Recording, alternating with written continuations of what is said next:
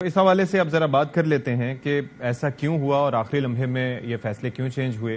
تو وسیم اختر صاحب ہمارے ساتھ اس وقت موجود ہیں بات کرنے کے لیے. ایم کیو ایم کے نہایت سینئر رہنما بھی ہیں اور اس سے پہلے وہ میئر کراچی بھی رہ چکے ہیں، اور ظاہر ہے کہ اپنی میئرشپ کے دوران ان کو اس بات کا بڑی بخوبی اندازہ ہوا کہ صرف اقتدار ملنا کافی نہیں ہوتا، اختیار ہونا بھی اور با اختیار ہونا میئر کا بہت ضروری ہے.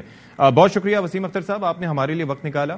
یہ ذرا فرمائیے گا کہ یہ جو آپ کا فیصلہ تھا یہ بہت آخری لمحات میں جا کے آیا اور ایک ایسے وقت میں جا کے آیا کہ جبکہ بلاول بھٹو زرداری بھی یہ کہہ رہے تھے کہ ایم کیو ایم کو ہمیں لگتا ہے کہ وہ ہمارے ساتھ آ جائیں گے اور انتخابی عمل میں حصہ لیں گے. پھر آپ کے بیانات بھی تھے کہ بائیکاٹ کا آپشن نہیں ہے. کس بنیاد پر آخر میں یہ فیصلہ کیا گیا؟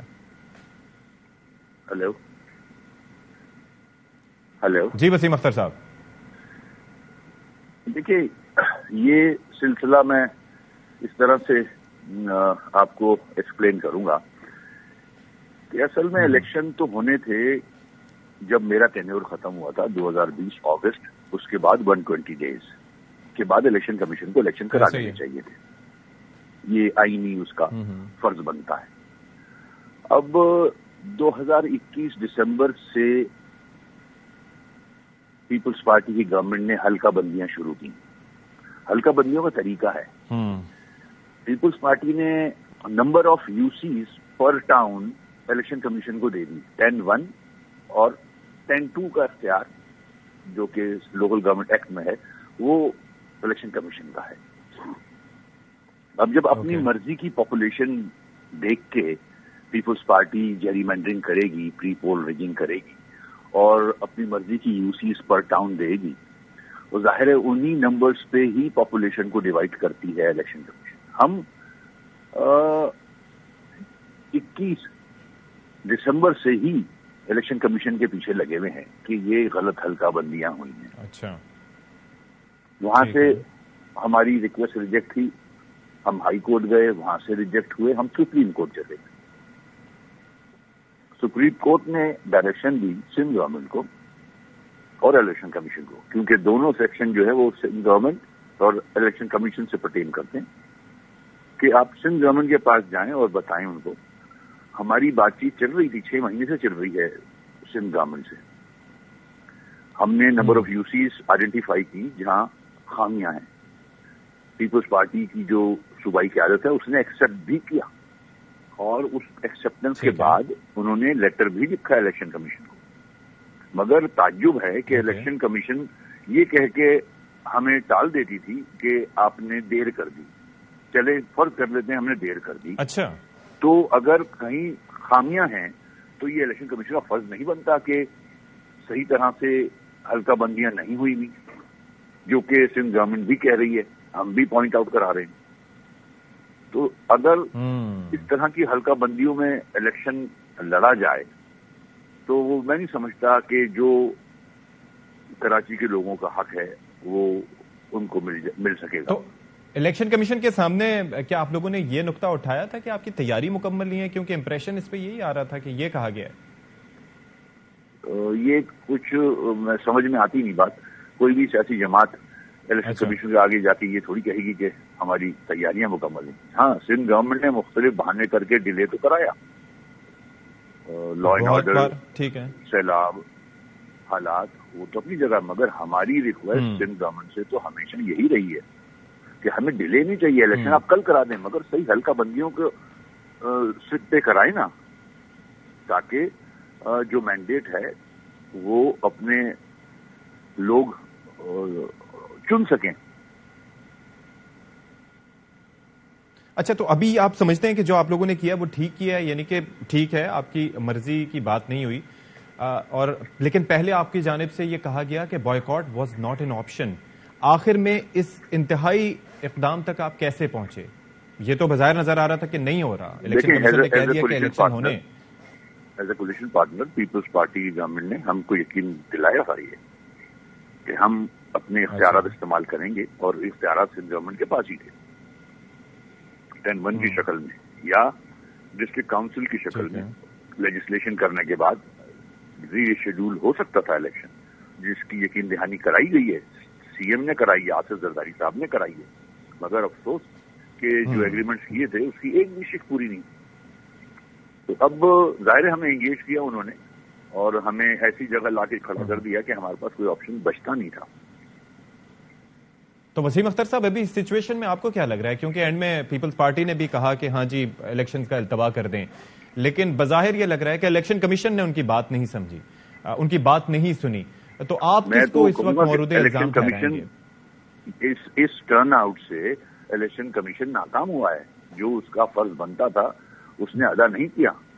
آپ دیکھ لیں کہ جس طرح سے پری پول ریگنگ تو اپنی جگہ، اس کے بعد جو جس طرح سے الیکشن کرائے گئے ہیں اتنے بڑے شہر کے، جو کہ پاکستان کا سب سے بڑا شہر ہے، آپ نے سیریسنیس نظر نہیں آئی آپ کہ ایسے شہر کا ایک میئر الیکٹ ہو جس کے پاس اتھارٹی ہو، پاور ہو اور صحیح مینڈیٹ سے میئر آئے. آپ نے تو کسی کو مد نظر نہیں رکھا. الیکشن کمیشن کی ذمہ داری بنتی تھی. ٹوٹل ناکام ہوا ہے الیکشن کمیشن.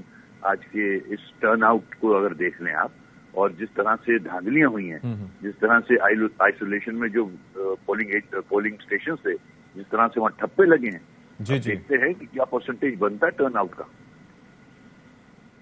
اچھا چلیں، اس معاملے سے تو آپ لا تعلق ہو گئے، لیکن جس طریقے سے یہ کہا گیا کہ ایک قومی اتفاق رائے پایا جاتا ہے ایم کیو ایم کو دیوار سے لگانے کے لیے، تو ظاہر ہے کہ آپ ساری جماعتوں کو، جس میں پیپلز پارٹی بھی شامل ہے اور اوور آل اس وقت مرکز میں ان کی حکومت میں بھی آپ بھی شامل ہیں، وہ بھی شامل ہیں، تو وہاں پر اب کیا لائے عمل اختیار کرے گی ایم کیو ایم؟ کیونکہ آگے بڑا کروشل ٹائم ہے، آگے تو وہ ووٹ آف کانفیڈنس. دیکھیں، یہ تو اس طرح بھی صحیح ثابت ہوتا ہے کہ ایک شہر، بڑا شہر، 3.5 کروڑ کی آبادی، آپ اس کے مینڈیٹ کو کوئی بھی ویٹیج نہیں دے رہے. آپ نے پورے شہر کو آدھا گنا ہے. سینسس اگر دیکھیں ہم تو آدھا گن رہے ہو آپ، اور اس کے بعد پھر ہلکا بندیوں اپنی مرضی کی جا رہی ہیں. اس کے بعد ووٹر لسٹ میں پرابلمز ہیں. یہ میں نہیں کہہ رہا، جماعت اسلامی کے لیڈرز خود کہتے ہیں کہ ہلکا بندیاں صحیح نہیں ہیں. تو یہ میری نظر میں تو الیکشن نہیں ہوا یہ. اچھا، یہ تو نہیں ہوا. اب مرکز میں آپ نے کیا کرنا ہے؟ کیونکہ پہلے تو ہم دیکھتے رہے ہیں کہ اسی طرح کی جب باتیں ہوتی تھیں تو ایم کیو ایم نے تو پیپلز پارٹی کے ساتھ 3 بار ایسا ہوا کہ حکومت میں آئے پھر گئے. تو اس بار آپ لوگ ساتھ بیٹھنے کا ارادہ رکھتے ہیں یا پھر کنارہ کشی اختیار کریں گے؟ دیکھتے ہیں. ابھی ہمارا مسئلہ سندھ گورنمنٹ سے تھا، ہمارا مسئلہ فیڈرل گورنمنٹ سے نہیں تھا. لیکن سندھ گورنمنٹ پیپلز پارٹی کی تھی اور پیپلز پارٹی مرکز میں بھی موجود ہے اور ظاہر ہے کہ اچھا خاصا انفلوئنس رکھتی ہے. بالکل ہے. ہم نے پی ایم صاحب کے سامنے بھی یہ ساری چیزیں رکھی تھی. پی ایم صاحب نے آصف صاحب سے بھی اس پہ ہماری جو ایشوز تھے ان سے بھی ڈسکس کیا تھا، مگر خاطر خواہ کوئی بھی فیصلہ نہیں دے سکے آصف صاحب بھی وعدے کے باوجود. تو دیکھتے ہیں اب. تو اب کیا مطلب آگے کیا کر سکتے ہیں؟ ابھی کوئی بھی اس بارے میں بھی فیصلہ ہو سکتا ہے، کیونکہ جب ابھی نو کانفیڈنس کے موشن ٹیبل ہوگا یا ظاہر ہے کہ تحریک انصاف اس طرف جائے گی، تو پھر آپ اس وقت ڈیسائیڈ کریں گے کہ آپ نے کیا کرنا ہے. ابھی اس بارے میں کوئی آپ کا دماغ نہیں بنا ہوا کہ کیا کرنا ہے؟ نہیں، ایسا نہیں ہے. دیکھتے ہیں ابھی آگے ملک کی سیاست کہاں جاتی ہے. جو بھی رابطہ کمیٹی فیصلہ کرے گی وہ ظاہر آپ کے سامنے لے کے آئیں گے. اچھا ٹھیک ہے. اچھا، ایک اور چیز یہ بتائیے گا کہ یہ جو بات ہو رہی ہے کہ جناب یہ حکومت ہم نے گرانے یا پھر لینے کا، بنانے کا یا برقرار رکھنے کا جو ٹھیکہ ہے وہ لینے اور دینے سے اب ہم نے انکار کر دیا، اب ہم نے ایسا نہیں کرنا، یہ خالد مقبول صدیقی صاحب نے کہا. تو اس سے مراد کیا ہے؟ اس کا ہم کیا مطلب لیں؟ دیکھیں، تلخ تجربات ہوئے ہیں نا. ہم نے ان دو بڑی جماعتوں کے ساتھ جو اتحاد کیا تھا وہ کراچی کے مسائل سامنے رکھ کے کیا تھا. پی ٹی آئی کی حکومت سے علیحدہ ہوئے تھے.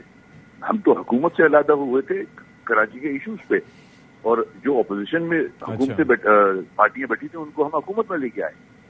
آج دیکھیں آپ، ہمارے ہی 7 ووٹوں سے پیپلز پارٹی کے بھی وزراء بنے ہوئے ہیں، نون کے بھی وزراء بنے ہوئے ہیں. سب کے اپنے اپنے کیسز بھی سب نے فارغ کروا لیے، فائدے تو اٹھا لیے.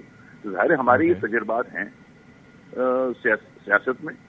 آگے چل کے ہم ان ساری چیزوں کو وہ سامنے رکھیں گے. اچھا، تو ٹھیکے لینے سے تو آپ نے انکار کر دیا، لیکن ٹھیکے دیتا کون تھا وسیم اختر صاحب؟ یہ تو ایک اسٹیٹمنٹ ہے، ظاہر ہے کہ جب سیاسی جماعتیں پی ٹی آئی ہو اس کو ہم اقتدار میں لے کے آئے، اس کے بعد یہ دونوں بڑی جماعتوں کو اقتدار میں لے کے آئے، تو ظاہر ہے ایک نیگوسیشن کے بعد ہی آدمی فیصلے کرتا ہے، تو اس طرف اشارہ کیا تھا خالد بھائی نے۔